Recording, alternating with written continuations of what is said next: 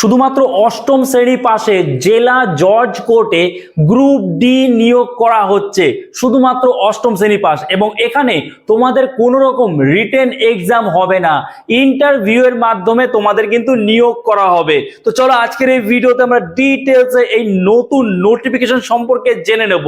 তো চলো আর দেরি না করে শুরু করা যাক। প্রথমত আমি কোয়ালিফিকেশন কি বললাম, কোয়ালিফিকেশন শুধুমাত্র 8 পাস, শুধুমাত্র 8 পাস, ঠিক আছে, শুধুমাত্র অষ্টম শ্রেণী পাস।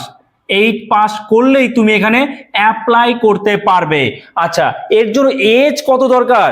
এখানে কিন্তু এজ দরকার 18 থেকে 37 বছর। 18 থেকে 37 বছর সবাই অ্যাপ্লাই করতে পারবে। তারপর পোস্ট, এখানে কি পোস্ট বললাম, গ্রুপ ডি পোস্টের মধ্যেই কিন্তু এই কাজটা হবে, ঠিক আছে। আচ্ছা, ইন্টারভিউ ডেট, শুধুমাত্র ইন্টারভিউ এর মাধ্যমে, খুবই ইজি, মানে সঙ্গে সঙ্গে তোমাদের চাকরি হচ্ছে বলতে গেলে। ইন্টারভিউ, কোনো রিটেন এক্সাম হবে না, ইন্টারভিউ এর মাধ্যমে তোমাদের কিন্তু এখানে নিয়োগ করা হবে। ইন্টারভিউ এর ডেটটা কি তুমি জানো? ইন্টারভিউ এর ডেট আর বেশি দিন কিন্তু নেই। ইন্টারভিউ হবে 18/4/26, 18/4/26 তোমরা ইন্টারভিউ দেবে এবং 20/4/26 তোমাদের জয়নিং হয়ে যাবে। 20/4/26, এতটা শর্ট টাইম, মানে কম সময় আছে বলেই তোমাদের কিন্তু এখানে কোনো রকম রিটেন এক্সাম নেওয়া হচ্ছে না বলতে পারো। একদম ডাইরেক্ট তোমাদের ইন্টারভিউ হবে এবং 20 তারিখে তোমাদের রেজাল্ট হবে। আচ্ছা, তোমাদের কি কি ডকুমেন্টস লাগবে সেটা একবার জেনে নি, ঠিক আছে।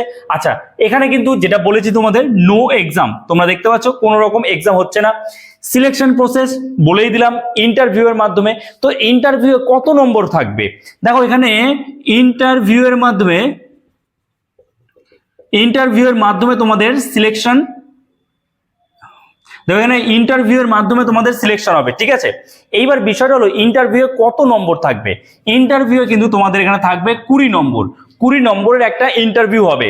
আচ্ছা, ডকুমেন্টস কি কি লাগবে, কিভাবে অ্যাপ্লাই করতে হবে? অনলাইনে অ্যাপ্লাই করতে হবে না, অনলাইনে অ্যাপ্লাই নয়, এটা অফলাইনে অ্যাপ্লাই করতে হবে। তোমাদের এখানে ডকুমেন্টস কি কি লাগবে দেখো, এখানে যে ডকুমেন্টস গুলো লাগবে সেটা হচ্ছে এজ প্রুফ। এবার এজ প্রুফ হিসাবে তুমি কি দিতে পারো?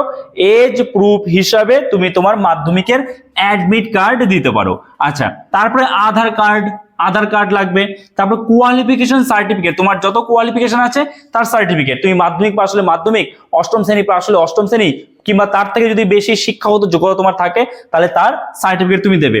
এবং দুটো রিসেন্ট পাসপোর্ট সাইজ ফটো লাগবে, রিসেন্ট কিন্তু, ঠিক আছে, মানে পুরনো দিলে হবে না, 5 মাস 6 মাস পুরনো কখনোই দিতে যাবে না, রিসেন্ট ছবি দেবে যাতে তোমাকে চেনা যায় সেই ছবিতে, ঠিক আছে। আচ্ছা, তো এই হচ্ছে তোমাদের ডকুমেন্টস। এই ডকুমেন্টস গুলো তোমরা ঠিক মতো জেরক্স করে তার মধ্যে সেলফ অ্যাটেস্টেড করে ফর্মের সাথে তোমাদের কিন্তু দিতে হবে। ফর্মটা তুমি কোথা থেকে পাবে সবই বলে দেবো, আর কোন ঠিকানায় পাঠাতে হবে সেটাও বলবো। আচ্ছা, তো এবার সিলেকশন প্রসেস গেল, ডকুমেন্টস গেল। এখানে আমরা কি বললাম, কোয়ালিফিকেশন, এজ আর ইন্টারভিউ ডেট, রেজাল্ট ডেট সব কিন্তু বলে দিয়েছি। এইবার তোমরা তাড়াতাড়ি করে কমেন্টস করো তো যে তুমি কোন ডিস্ট্রিক্ট থেকে বিলং করো, তোমার জেলার নামটা তাড়াতাড়ি কমেন্টস করো। ওকে, তাড়াতাড়ি কমেন্টস করো, তাহলে কি হবে, তাহলে তোমার ডিস্ট্রিক্টের মধ্যে যদি কোনো জব আপডেট আসে আমি সবার আগে তোমাকে জানিয়ে দিতে পারবো।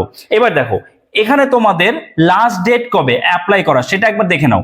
লাস্ট ডেট হচ্ছে তোমাদের 10/4/26 কিন্তু তোমার লাস্ট ডেট রয়েছে, হাতে কিন্তু সময় নেই, এবং এটা তোমাদের অফলাইনে অ্যাপ্লাই করতে হবে। তো এবার কোথায় এই অ্যাপ্লাইটা হচ্ছে, মানে কোথায় নিয়োগটা হবে, কোন জেলায় নিয়োগ হচ্ছে? এটা কিন্তু নিয়োগ হচ্ছে পুরুলিয়া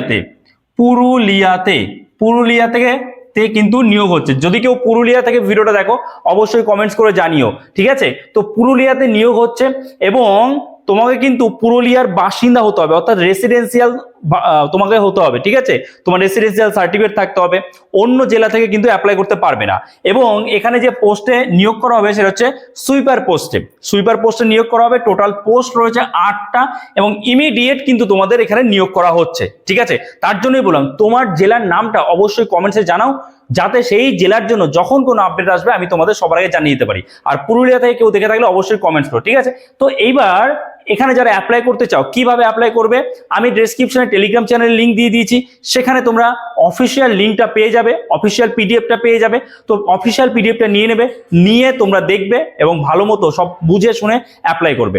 তোমাদের কি করতে হবে, তোমাদের ফর্ম নিতে হবে, সেই ফর্মটা সঠিকভাবে ফিল আপ করতে হবে এবং সেই অফিসিয়াল নোটিফিকেশনে এই পুরুলিয়া জেলা জজ কোর্টের যে ঠিকানাটা আছে তোমরা অন স্ক্রিনে এখন দেখতেও পাচ্ছ, এই ঠিকানায় কিন্তু তোমাকে পৌঁছে দিতে হবে তোমার এই অ্যাপ্লিকেশন ফর্ম সঠিকভাবে ফিল আপ করে পৌঁছে দিতে হবে। ঠিক আছে, আশা করছি তোমরা বুঝতে পেরেছো।